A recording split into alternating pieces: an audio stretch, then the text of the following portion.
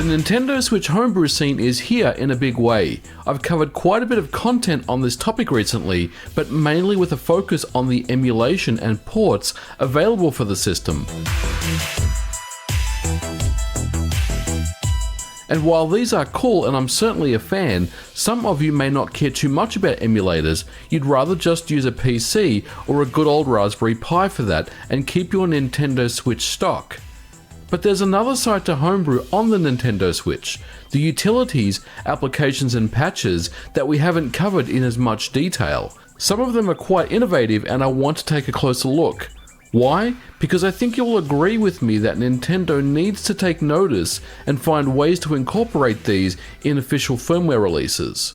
The term homebrew has a bad reputation sometimes. When we talk about homebrew on the Nintendo Switch, there's a tendency to include piracy into the mix. Now, it's true, while there are some homebrew tools that do facilitate the use of pirated software on the Nintendo Switch, that's definitely something that I'm not interested in. And what I want to discuss in this video are some of the innovations that homebrew developers have brought to the table before Nintendo has, and 7 particular innovations that I'd like to see Nintendo incorporate into future firmware and eShop updates. Let's check them out.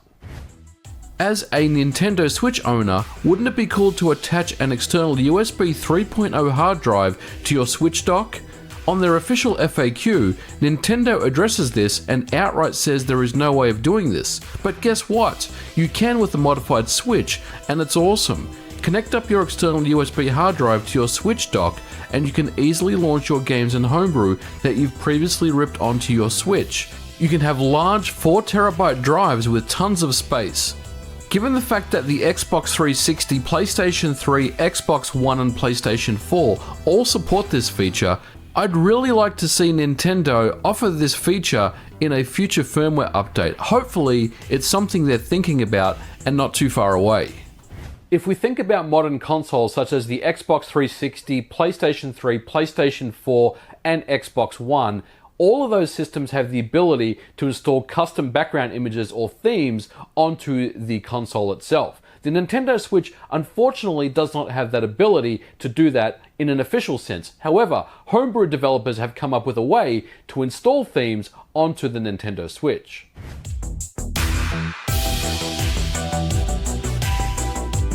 The Switch has been out for about 18 months or so now, and there's still only 2 very basic themes available for it.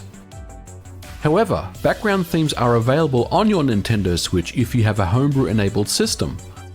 Simply download the theme file of your choice, and if you are using Atmosphere custom firmware, drop the file into the Atmosphere/titles folder, or if you are using Team Executor SXOS, the same theme file would live in the SXOS titles folder. And on your next reboot, this theme will be automatically applied and adds a really cool look to the Switch over the default white or dark themes. Nintendo, if you're watching this, please give us theme support. They look really cool and just about every modern console allows you to do this, except for the Nintendo Switch.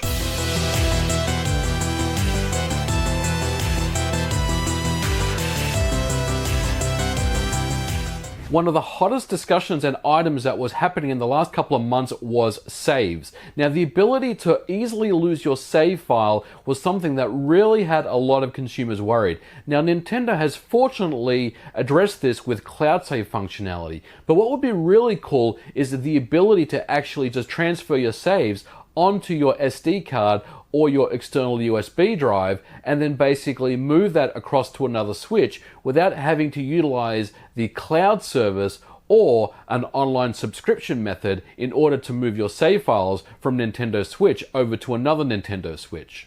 On the Nintendo Switch, all saves are stored on its built-in flash memory. Although Nintendo has done well to incorporate cloud saves for the Nintendo Switch, it does require you to purchase an online subscription. On the homebrew side, there are a few different utilities that can manage saves for you, including Checkpoint and another known as Edison. Both of these tools will manage your saves, allow you to easily back them up to your SD card, and ultimately make a complete backup and keep it in a safe place, something that's just not available to users. Having access to backups of your saves is a good thing, and I'd like to see Nintendo support a feature to move your saves over to your SD card. Now for me, one of the biggest omissions that's currently not available for the Nintendo Switch is some type of media player. Now it's probably only a matter of time before we see a port of Kodi across to the Nintendo Switch, especially now that OpenGL acceleration is now a thing. But I'd like to see some type of official media player for the Nintendo Switch that's released. A media player would be awesome to see in an official capacity on the Switch. At this time, it doesn't seem like Nintendo has any plans to offer something like this, which I believe is a missed opportunity. On the Homebrew front, however, there is a very early work in progress of a media player known as PlayerNX. It will work with most DivX, Xvid, MP3 and MP4 media, but unfortunately needs a ton of work to be something that I would consider to use.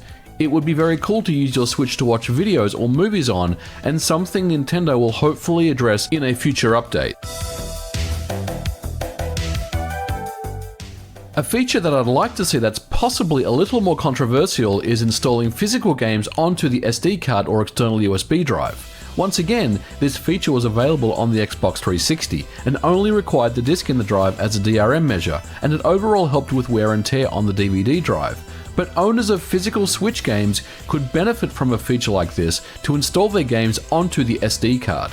Right now, there's a few homebrew tools that will rip physical games onto the SD card for you, and they work quite well. I'd like to see Nintendo offer an official solution to this and allow its users more choices when it comes to game storage. I talked about custom themes earlier, and on that note, I'd love to see additional customization of fonts, colors, and sounds. On the Switch homebrew scene, there is a very nifty utility called Slide NX, which will adjust the sounds of your Joy-Con when you attach and detach it from the console. Simply copy these files across to your SD card and provide it with two MP3 sound clips, one that's called attach.mp3 and the other that's called detach.mp3. Attach.mp3 is the sound when you attach the Joy-Con, and detach is when you remove it. And here's how it works. Round one, fight. Round one, fight. This is a really cool utility, and you can see how appealing it would be to personalize your Switch with a custom theme and custom sound effects. The last topic is certainly controversial and likely something that Nintendo won't ever implement on their current Switch models, and that's overclocking. The Tegra X1 chip on the Nintendo Switch runs at 1020 MHz, which is a fixed speed no matter if you dock the Switch or use it in portable mode. This is about 50% of the maximum speed of the CPU, which can go up to 1.9 GHz in speed. Presumably, the 1020 MHz target is to maintain the advertised battery life and keep the system cool.